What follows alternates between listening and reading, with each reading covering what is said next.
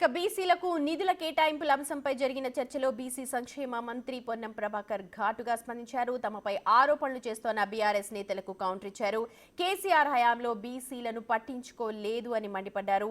BC సంక్షేమానికి కేటాయించిన 8,000 కోట్లలో కేవలం 800 కోట్లు మాత్రమే ఖర్చు చేశారని గుర్తు చేశారు. బీఆర్ఎస్ ఎమ్మెల్యే తక్కళ్లపల్లి రవీందర్ రావు కుల భవనాల కట్టడాలపై అడిగిన ప్రశ్నకు సమాధానంగా పొన్నం వివరణ ఇచ్చారు. 10 సంవత్సరాల 8,000 కోట్లు కేటాయిస్తే బడ్జెట్లోనే 2,000 కోట్లు దానికి శాంక్షన్ ఇచ్చినారు.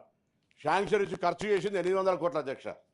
ఆ 800 కోట్లలో కూడా 600 కోట్లు 2023-24 అప్పుడు బీసీ బంద్ అప్పుడు, 2018-19 అప్పుడు 2,000 కోట్లు తప్ప 10 సంవత్సరాల బీసీల కొరకు బీసీ కార్పొరేషన్ బీసీ స్కీమ్ తరఫున ₹1 కేటాయించినట్టయితే నేను సభలో మీ ముందర ఛాలెంజ్ చేస్తా ఉన్నా. ఏదైనా ఎక్కడైనా చర్చకు సిద్ధం. నేను మా ఫ్లోర్ లీడర్ సభానాయకుడు మధుసూదనాచారి గారు ఉన్నారు, వారిని కూడా నేను ఈ చర్చలు రమ్మని కోరుతా ఉన్నా. బలిన వర్గాలకు న్యాయం వచ్చిన సంగతి లేదా తక్కలపల్లి రవీంద్రరావు గారు గౌరవ సభ్యులు వచ్చిన పర్లే. 10 సంవత్సరాల ఆర్భాటానికి అట్టహాసానికి ఏం తక్కువ లేదు అధ్యక్ష. నేను దాని గురించి నేను ఇలా విమర్శ చేస్తున్నాను. వారు మాట్లాడిన వారు చెప్తాను. నేనేదో వ్యక్తిగతంగా వరకు పైసలు లేవు ఏం లేవు అని ఇప్పుడు చెప్తాను. ఈ ఆర్థిక సంవత్సరం నేనే అసలు వాస్తవం కామారెడ్డి బీసీ డిక్లరేషన్ మా పార్టీలో నేనే అధ్యక్షుడు. తప్పకుండా మాకు కట్టుబడి ఉన్నాం. మేము ఇలా డిక్లరేషన్ సంబంధించి కూడా దానికి అనుగుణంగా రిజర్వేషన్లు ఇవ్వాలని ఆలోచన చేస్తాం.